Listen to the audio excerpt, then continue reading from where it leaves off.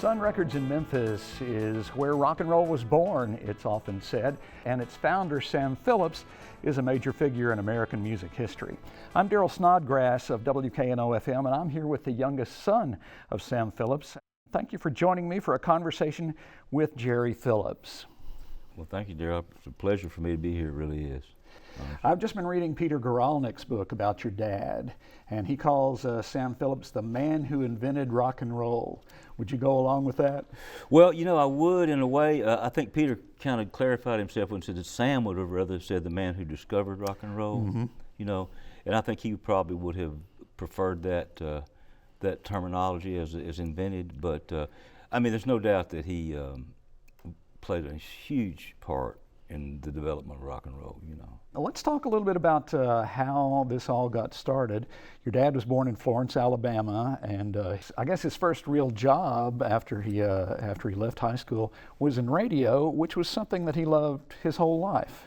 You know, it was an evolution for him in the radio business, and his thoughts about what he had learned in the cotton fields, and thoughts about, and they had taken in a blind black man named Silas Payne, and he called him Uncle Silas because the family that he worked for had run out of money and they lost their farm. So my dad's family took him in. He lived with them for a long time, and that was another reason that he really appreciated what Silas Payne taught him about things, because he couldn't even see, but he could hear a chicken and tell you which one it was. He had named all his chickens, and he could tell you which was just by listening to the way they chirped or whatever, you know. Yeah. And that had a big influence on my father as far as how sound influences people. And I think that was one of the basic ingredients of his falling in love with sound, which is really what he was in love with, was sound. Now, at a point in along here, he and his wife and I guess Knox by this time, your brother, moved to Memphis, and he started working in radio here. Yeah, well, he went from Muscle Shoals to Decatur, Alabama in radio, and then from Decatur, Alabama to Nashville, and then from Nashville to Memphis, which is kind of how you do in radio, or used to do in radio, before corporate radio took over everything. You used to work your way up, you know. And he got to Memphis through that situation, and had a great job at WRC and in the Hotel Peabody. And one of his jobs was to mix and send the big bands that were coming through up the Skyway to the networks. And interesting story about that, a lot of the big band guys came up to him and said, "Man, what are you doing that's making us sound so good?" You know, he was making them sound better than they thought they'd ever heard themselves.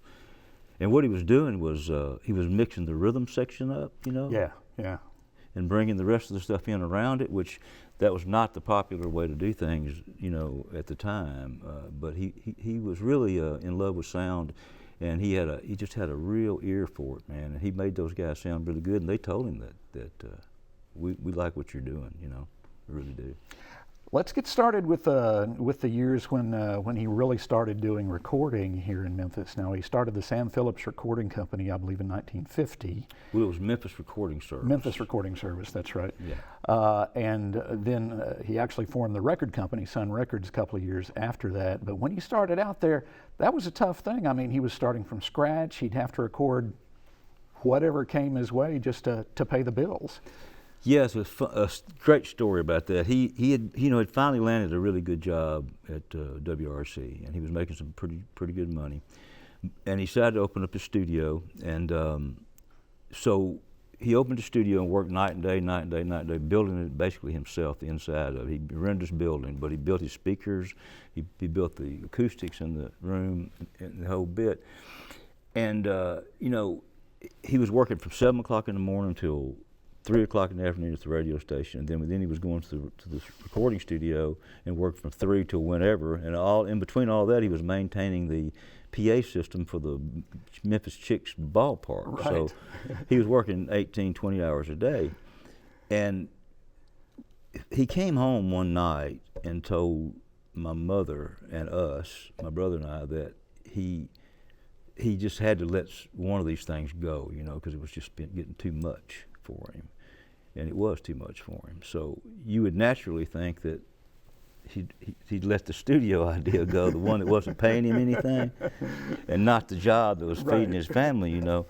But he let the radio job go, and my mother, I don't think she gets enough credit for rock and roll in particular, because she could have said, "Are you crazy, man? Yeah. We've got 2 kids here, and you're going to give up your paying job to record black people in 1950, which was very segregated South at that point in time." But she said, "Whatever you want to do, you know, we're going to support you," and that's important, you know, in this, particularly in this music business. It's important to have a strong, if you're going to have a wife, you know, it's important to have one that's very supportive, because it takes a lot of support. It's a hard business. It really is. Yeah, and that actually brings up what you were talking about.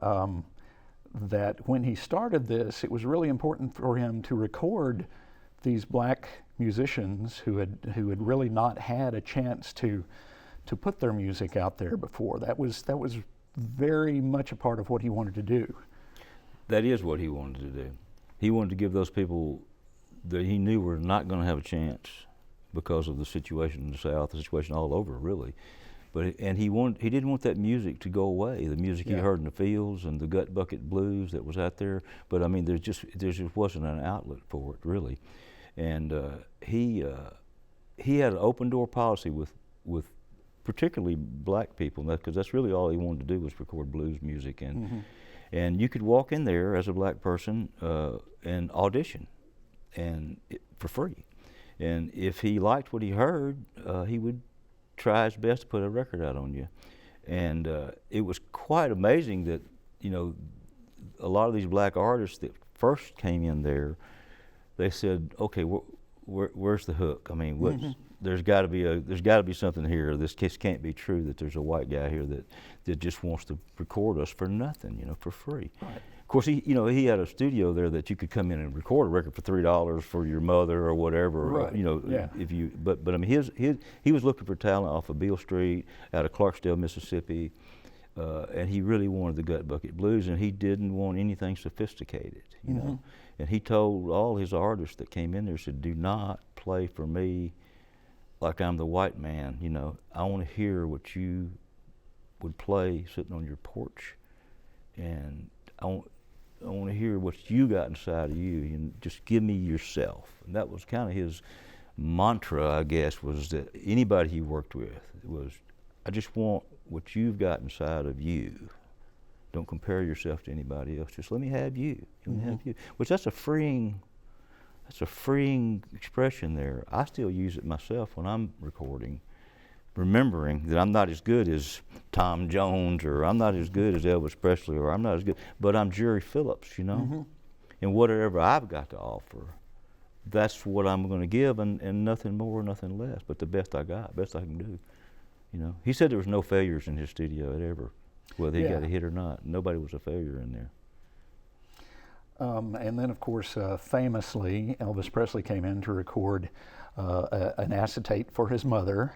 And I think a lot of people think that was just sort of a golden moment, that it all happened right then. But actually, it was a while before Sam really knew if he wanted to bother with Elvis.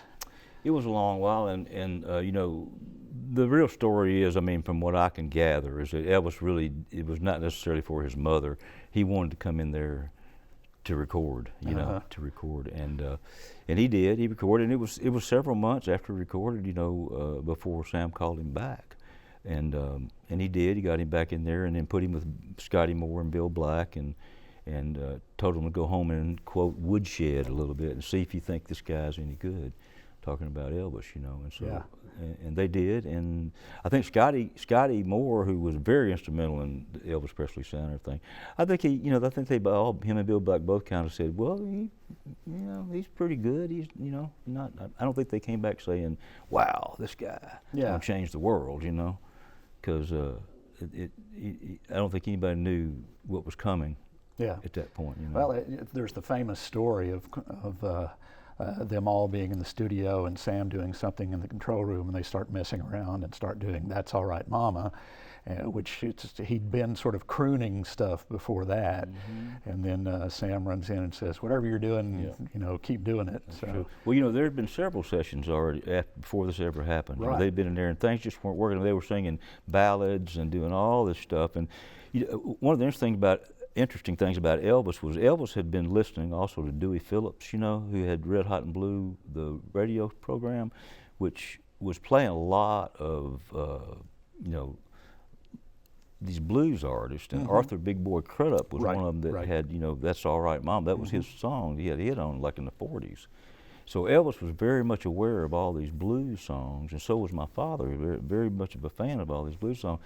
That song jumped out because Elvis was familiar with it. Yeah. And they were just kind of like fooling around, and it just started, and Elvis started it, and then they jumped in, and that's the moment that people claim rock and roll was born, Right. And I believe that. I mean, and I believe it in the sense that rhythm and blues, hillbilly and gospel and all that, the feel of it all came together. Because I mean, there was people out there like Little Richard and different ones that were already boogie woogieing. You know what I mean?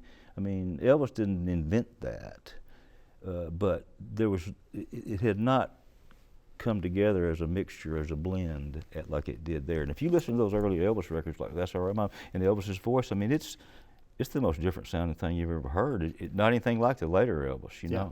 I mean, it's a whole different thing, and people just didn't know what to think about it. Some of the radio stations said, man, I don't know, this guy sounds too black. Some said, man, it sounds too white. We can't play this, And it did not just happen overnight, It really didn't. My dad was on the road, but 50,000 miles a year in a car before interstates, carrying records in the trunk, stopping at every radio tower that he saw, and going in and saying, hey man, could you play this record? And so, I mean, it was, we hardly ever got to see him, during this period of time, because he was just working all the time. It didn't come easy. I mean, Elvis didn't just walk in the door, then all of a sudden it was Cadillacs, and after that, you know what I mean? It was a long time. Of course, after that came Johnny Cash and Jerry Lee Lewis and Carl Perkins and the rest of those folks. And I'm curious about something, because you were pretty young at the time. You were like 7 or 8, something like that. What was that like for you in terms of being around these folks and your home life with Sam and your mom and Knox?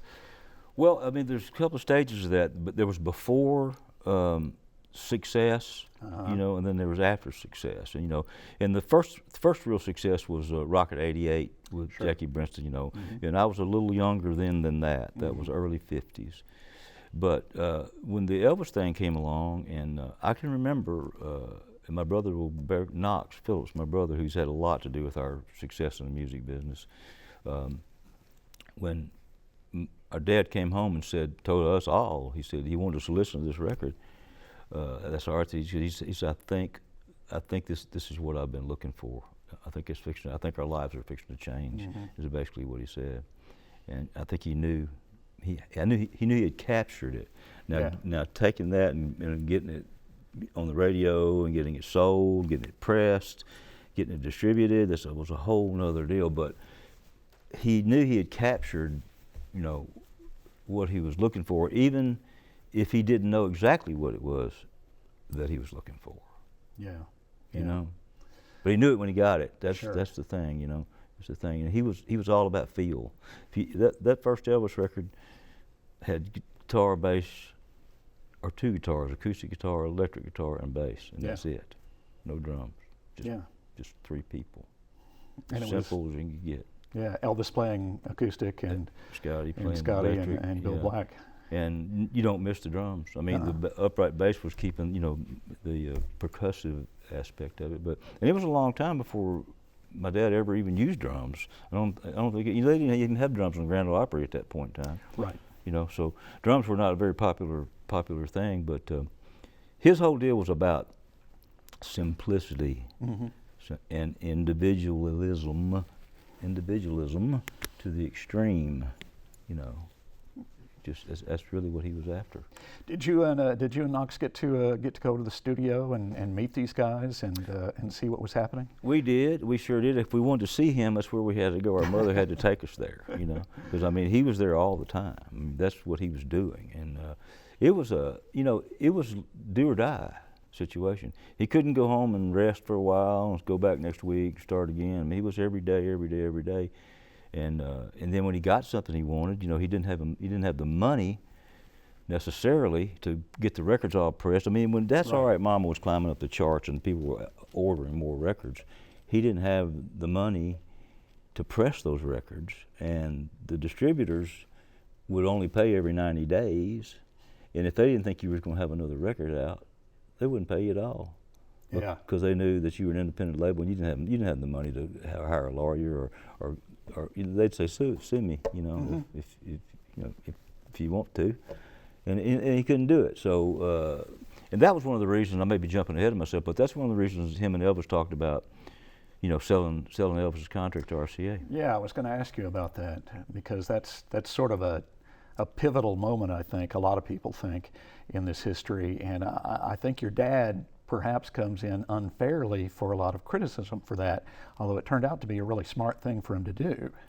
Well, you know, you got to consider he sold Elvis's contract for $35,000 plus $5,000 that he owed Elvis. Right. And in 1954, that was a lot of money. I mean, we're talking probably what, $350,000 a day's money or something like that. It was like the biggest contract sale ever at that time. Sold. Yeah. Any artist ever got bought. And you know, Tom Parker had been out there saying that Elvis's contract was for sale, which it wasn't for sale at the time he was saying it was for sale, and really made my dad mad about it. He didn't really like that at all. But him and Elvis, you know, they were friends, you know, they really were, and they talked about it and came to the conclusion that that was probably the best thing to do. And as it turned out, it was best for Elvis. It was best. Realistically, Sun Record Company probably could have never taken Elvis to the levels that RCA, with all their money, their corporate money, you know, was able to do. But he was able to take that money, man, and then the very next thing was Carl Perkins with Blue Suede Shoes, and even Steve Sholes from RCA called my dad up and said, "Man, did I buy the wrong artist?" Because that record went to #1 on all three charts, pop, country, and rhythm and blues at the same time, and so I mean, you know, he just right out of the box, man, he blew the doors off the thing, and it started. You know, several years ago, I had a chance to talk to Carl Perkins, and I asked him about that, about, you know, his version of Blue Suede Shoes and then Elvis's version of Blue Suede Shoes, and he said, "Hey, I was glad he did it. It's, you know, it was good for me." But here's the story that I know about that. He was on his way. Carl had the record on the charts, and it was a hit, you know, and he was on his way. I think it was to do the Perry Como show. I think it was Perry Como. And they had a bad car wreck. Right. You know, and he was in the hospital laid up for a long time. And then RCA convinced Elvis to put out Blue Suede Shoes. And Carl really thought it was like the worst thing that could have ever happened, because here I am laying up in the hospital. Right. They're taking my song that was climbing the charts, and now they've got a hit on Elvis Presley. But you know, all that turned around when the royalty checks started coming in. You know, but that's kind of the real truth about it, and you can understand that you know, well, you did that to me while I was, and I don't think it was Elvis. You know, I don't think it was Elvis. I think it was his label, because Elvis was a great guy. He really was. He loved Carl. He loved all those people, but he kind of had to do what they told him to do. You know. Yeah. At that particular time. But we, you know, in this whole conversation, we can't forget about Rocket 88, Ike Turner and Jackie Bernstein. That was the first thing that really got. That was my dad's first. Yeah. That was my dad's first real success, and that was the Black Folks. Yep. You know, and Ike Turner, who of Ike and Tina Turner, but wasn't no Tina involved at that particular time. He was out of Clarksdale, Mississippi, and he actually became sort of a talent scout. He entered. Actually, B.B. King told Ike to go up, because Sam was recording B.B. King at the time. He told him, "Go up there, see this white man. He'll cut a record on you." And he did. He took his band up there, and that he leased it to Chess, Leonard Chess, with Chess Records. And it was a big, huge R&B hit, and that's really what got things started for him, you know. And then the first hit record I think on was Rufus Thomas, Bearcat. But then there was a lawsuit that went along with all of that because it sounded like Hound Dog. You ain't nothing but a Hound Dog, you know, Bearcat. Yeah. So I mean, there was a lot of stuff going on that people just really don't realize. You know, the ins and outs and the intricacies of what it takes to make it an independent record business. You know. Yeah. Yeah. Now, you were, of course, were there through all of this with your brother and with Sam. And when did you start moving into doing your own music? Because you did that for many years too, and still do, I should say. Yeah. Well, I got my first guitar at 12. You know, because it's natural for me to get into the music, being who my family was, and I played in bands, you know, all through my high school years and all that. And then Knox and I learned from our dad about, you know, engineering and producing, and we started off keeping his tape logs for him when he was, you know, when he was recording. It would be a false start or good take or whatever. You keep a log, the whole thing. So that's how we kind of started learning. And then after a while, as we got a little older, you know, he never really said, okay, this is how you do it. He just said, get in there with a band or whatever, work with some people, get in there and kind of get your feet wet, figure out what you're doing, but feel is what we're after, you know. And I know a lot of stuff not a lot of stuff, some of the stuff I recorded when I got a little older, he always thought I was a really good engineer and mixer, but some of the times he thought I put too much production, you know, too much horns or something like that, because he was a very minimalist person. Right. And I totally agree with him, particularly now. Oh, you know, over all these years looking back, I mean, simplicity is really where it's at, because you can really shoot over people's heads, man, you know. And I think those records stand up today, not just Sam's records, but a lot of those independent label records stand up, and there wasn't anything on them. They recorded on one track. Yeah, exactly. And I mean, if you didn't get it, you had to do it again. Today, you know, you've got 100 and something tracks with with Pro Tools and all that. You know, and a lot of these people go in these bands, especially these young bands, go in there with the idea that we'll fix it. We'll fix it later. We'll play a little bit if we want to take 6 guitar breaks and then take a piece of this one, a piece of this one, a piece of this one, make one perfectly great guitar break out of it. That's one way to do it, man. But today, now, it's starting to come back where everybody wants to get into a room again and play. And maybe, I mean, do little overdubs, you know, I mean, which people don't know what that is. That's just add things, you know, add horns, you know, but cut as much of it live as you can. That's the real deal. And, you know, if you make a mistake, so what? Do it again, you know. Don't go back necessarily and fix that mistake. So I don't want to start preaching here, but there's just a feel is where the whole thing begins for me, and I think it did for him, and I think it does for most people, that once they realize what it is that they like about music, and there's lyrics too, people like lyrics too, but for me, if it doesn't have feel, I could care less what it's saying, you know. And then there's other people who are like poets and stuff like that, who all they want to hear is the words. So there's so much difference of opinion about music, but it boils down to being, you know, less is more, I believe. Just my opinion. We should mention that for those who don't know, Sam Phillips Recording Service is still operating. It is in the area that you moved into in 1960, and a lot of people have recorded there. And you're busy with that as well as with the family radio business. How do you feel about sort of? I mean, do you feel like you're carrying on Sam's legacy? Yeah, very much so. You know, his legacy really is the independent spirit. And that's really how we operate, independent spirit. And you know, the Sam Phillips Recording Studio, built in 1960, he started working on it in 1958, after he actually outgrew the Sun. Right. It was never the Sun Studio when he was there. It was always Memphis Recording Service, and Sun Records was housed in there. And so when he made some money, he always rented that building. He never owned that building. When he made the kind of money that he needed, he built him a $750,000 studio in 1960, which was a lot of money. It was his dream place, and it was a very fine studio, still is today. And you know, without my brother being, you know, who he has been, and he's been a record producer and he's got every kind of award you can get, you know, for being a Memphis music producer and a politician, and he was a absolute great Memphis music politician, and he got the Naris chapter here.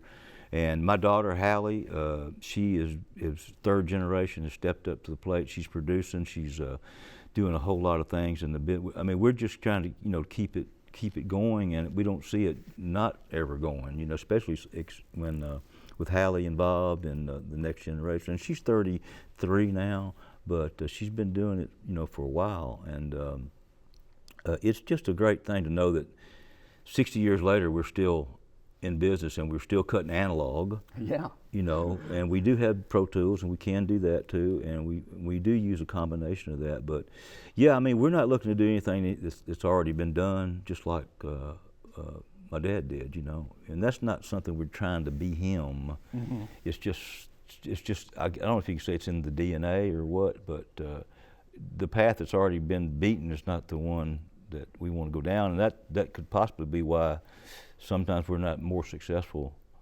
than we are, because today's music business is really, in my opinion, not really looking for anything that's all that different. It's the marketing departments that are fueling the record business, It's good to know that you and Hallie and the rest of your family are still carrying on this tradition, this very Memphis tradition. We're going to look so much forward to seeing what Ken Burns is doing with this country music series, and about what he has done with your father's legacy. Jerry, thank you so much for talking with us today. Well, you're welcome. I've enjoyed it very much, and we could talk for all day long, man, about the subjects. I love it. I really do. Thanks a lot. Thank you.